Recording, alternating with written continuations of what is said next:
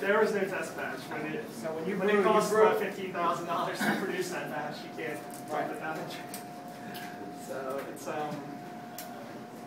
yeah, you just have to yeah, you have to make sure that at the very worst case scenario, it's at least going to come out like palatable beer, and that's why you err on the side of caution.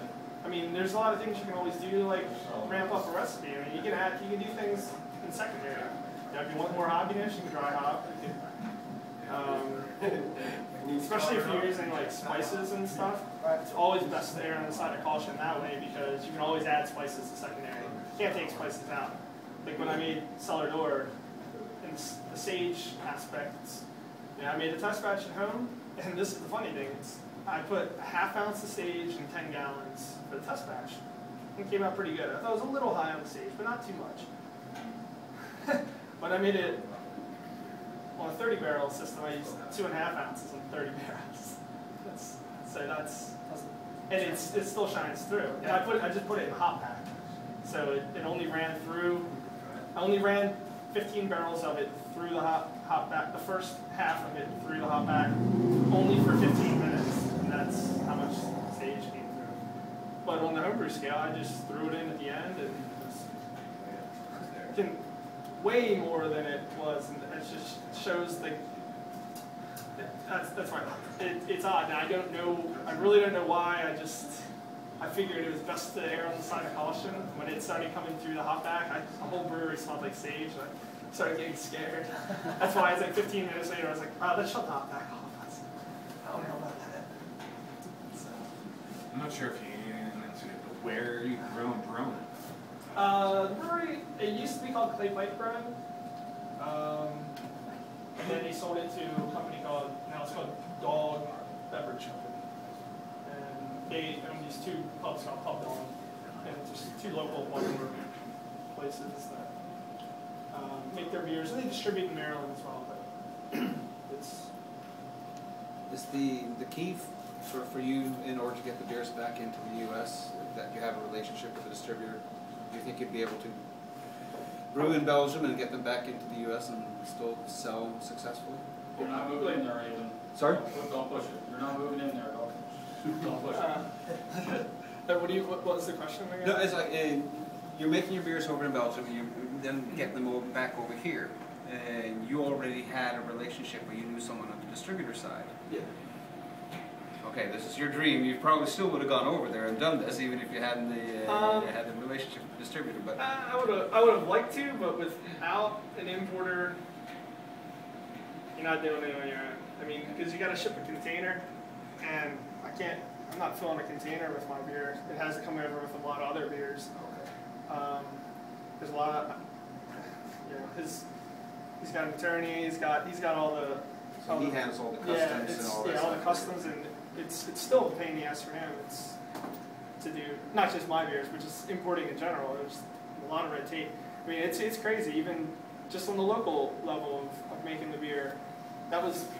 When we started the stateside series, I started to wonder, I was like, should I just get a wholesaler's license and take control of the beer, and then I could sell some to him, and I could distribute some myself, and I weighed the pros and cons, and I looked into what it would take for me, all the licensing and all the paperwork, and how long it would have taken. That was the thing. I'd probably just be getting started now if I did that.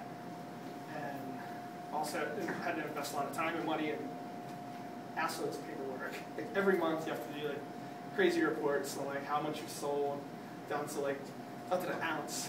And even the brewery suggested that I'm working with, they're like, if Brian, 12% can deal with this, I suggest letting them. And what does that mean for the economics of it? You said you spent about $15,000 on each batch. Well, no, that's just kind of like the raw cost of things. Yeah. The other thing you'll find is that there's a lot of hands in the pot. There's a lot of levels of distribution. Everybody's percentage goes on there. Beer's not overly expensive to produce, so to say, but it's but by the time it makes it to to your glass at the bar or at the store, it's not for a lot of people. And and the government has taxed every one of them. So it's pretty scumbags. A lot easier brewing for yourself. A lot easier brewing just for yourself. Yeah, it is. Actually, today was really cool. It was the first day that I did like a homebrew scale batch, and it was fun. I was like, this is actually like one of the most fun brew days I've had in a while, and it was less stressful, and it took me back, because I don't know, when I was homebrewing on a regular basis, it was kind of like a very meditative thing for me. A lot of times I really like the brew by myself. Like it wasn't for a while. It's like it'd be like a party, you invite all my friends over. They just come drink all your beer while you're working. It comes time to clean up. They're like, oh, I gotta roll. Give me a call later if you're going out. I'm like, thanks a lot. So I kind of got, I don't know, I started getting into, I enjoyed the whole, it's an artistic thing for me, and that's like, I look at it more of just making beer to drink or making it to sell. I'm an artist, I came from a music background, and so it's kind of like, it's how I get in touch with my creative side.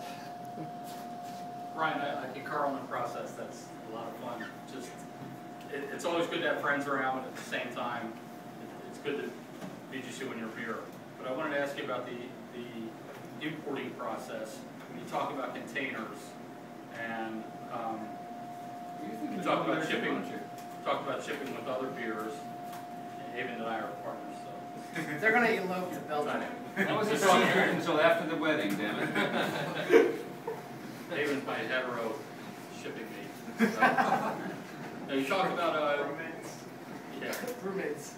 You talked about shipping in containers, and I'm curious because I've shipped homebrew kits in boxes, and I know what they get subject to. And when you ship overseas, and you ship with other beers, and you're shipping with some sort of a forwarder or whatever who handles that type of merchandise, are they familiar with your needs, and are they matching any kind of temperature controls?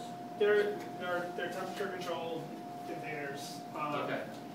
I'm actually not the best person for this question. That would be for Brian, for 12%. Because I just brew it, and that's his job to get it over here and sell it. Yeah, they do have reefers on those containers. But yeah, they're definitely temperature controlled. No, we're talking beer, not dope here, dude. Oh, refrigeration units. Got it. I got it. So what the pros of brewing over there? Is it just a novelty thing, or is the brewery over there you're using really great? I mean, it seems with all the hoops you have to jump through. I like to travel, and I saw the opportunity to be able to brew authentic Belgian beer, so why would I not? That's kind of the reason. I mean, yeah, financially, it's not the most viable thing. It's good for the brand in general. I mean, it's a novel idea. It's to my knowledge, I don't think any other Couldn't you have done it here? done it. What's that? Couldn't you have done it here? I did it. Well, afterwards, but I'm saying you brewed that one that were imported. Couldn't you have brewed it here just as well? Yeah, I could have, but I thought it would be really cool to have a stateside series of beers and an import series of beers. Are you still brewing the same way? Yeah. I like traveling. I'm actually going. I'll be back in Europe in September. I'm going to do a collaboration in Denmark and some more in Belgium and maybe something in the Netherlands. So it's good. It's very interesting, and it's also cool seeing. It's a very good learning experience because I mean. They do it differently? Yeah, I mean, I'll tell you, most Belgian brewing is, well, not most, but the smaller Belgian brands you come across, not like the larger ones like Google and Proof and stuff like that, but the smaller ones are really like glorified homebrew systems, and it's completely